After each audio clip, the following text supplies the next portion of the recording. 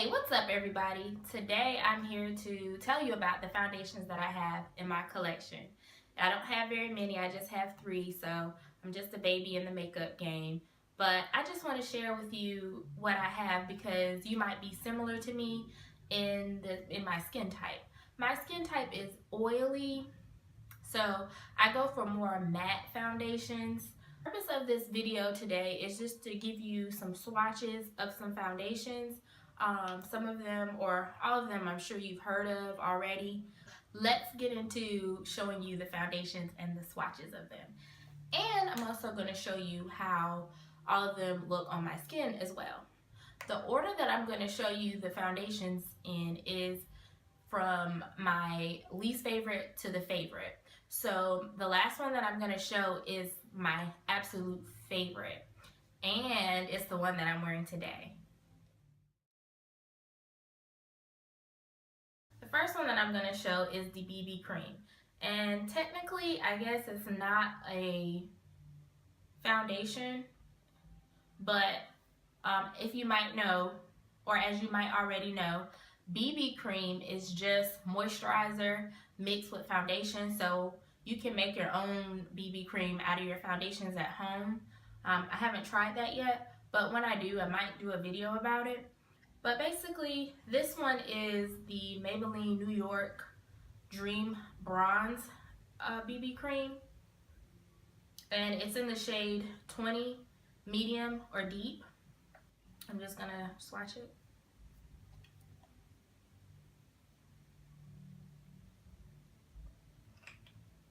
Out of 5 stars, I would give the Maybelline Dream Bronze BB Cream a 3 out of 5, just because I feel like it slides off very quickly, which it's a drugstore product, so I don't really expect it to stay on all day, and I don't quite think it's made for oily skin types like mine.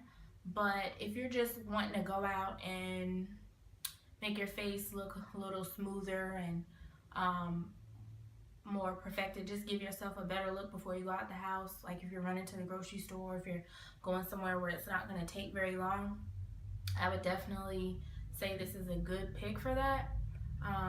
But somewhere like work where you're going to be there for 8 or more hours, this isn't a good choice. So got it from Walmart for, I would say it was less than $10.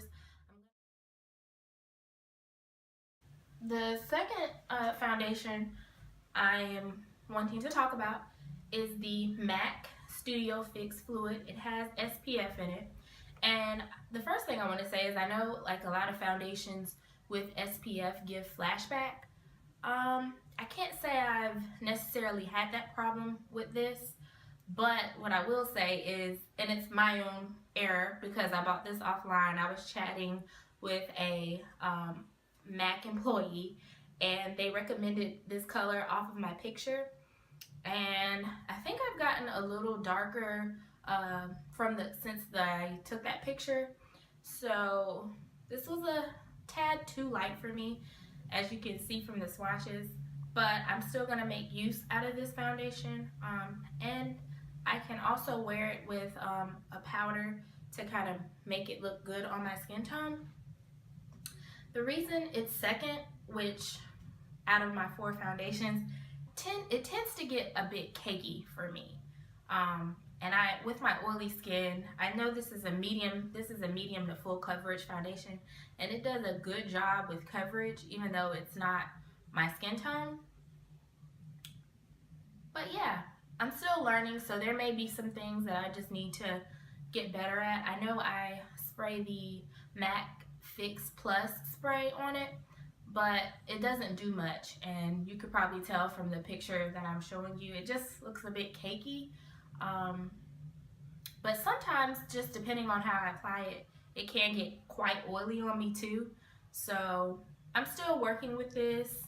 It's a good foundation if you do have oily skin, and I know it's recommended to people with dry skin too. It's about $20 from MAC.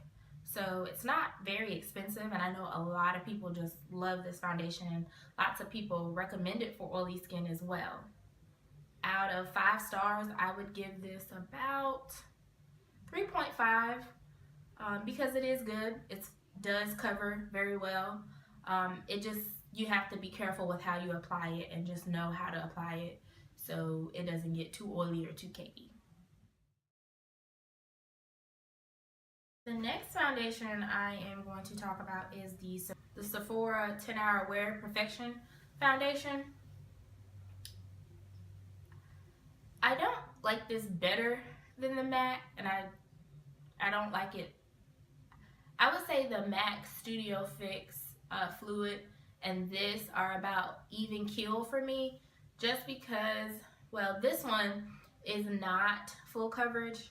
It's light to medium coverage, and this definitely is true to light to medium coverage.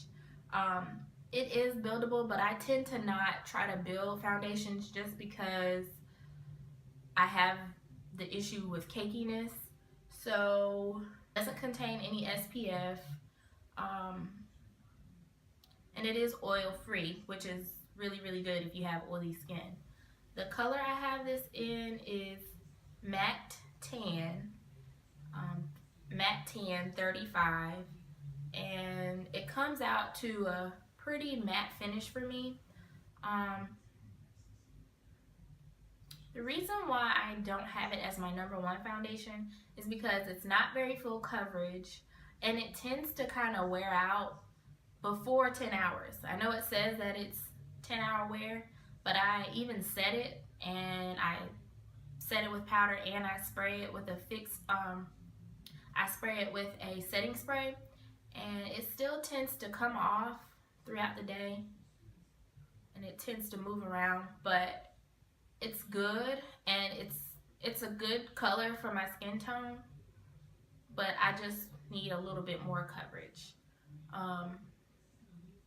It's about $20 at Sephora, so it's a really good price point if you are someone like a beginner like me, just trying to try out different foundations. And it's really good for you if you don't have a lot of problem areas on your skin like hyperpigmentation or other issues with the skin that you're trying to cover. Out of 5 stars, I would give this foundation a 3.5, just because it's not 10 hours like it claims to be, but it is a decent foundation. So, and the winner is my favorite foundation. This is from the drugstore, so it's surprising that it is as good as it is. I know a lot of people rant and rave about this foundation, and I'll just have to add myself to the list along with them. This is an excellent foundation, and it is what I'm wearing today. I noticed with this foundation that I don't have to do much of anything else. I don't have to try to cover up my blemishes, which tends to add to the cakiness when you're adding more concealer to the foundation. This foundation is in the color 111 Soft Sable, and it is my darkest foundation, but it does go well with my skin tone. I could probably go lighter, but I think I'm gonna just stick to this color. Now it says it's 24 hours.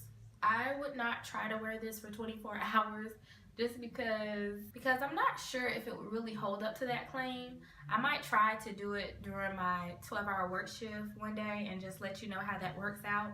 But it is awesome. It's a demi-matte finish, and I don't tend to have the problem with cakiness.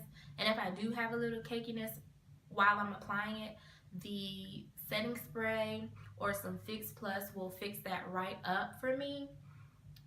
It is oil free, and it's awesome. I definitely give this foundation a 4.5 out of 5 stars, and the reason I don't give it 5 stars fully is because I doubt that it's really 24 hours wear, but it is amazing.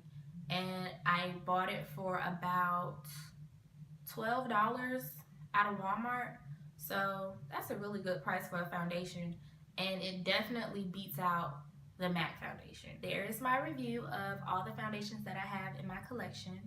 If you know of any good foundations for oily skin like mine, be sure to let me know in the comments down below. As always, I want to thank you for taking the time to watch my video. See you next time.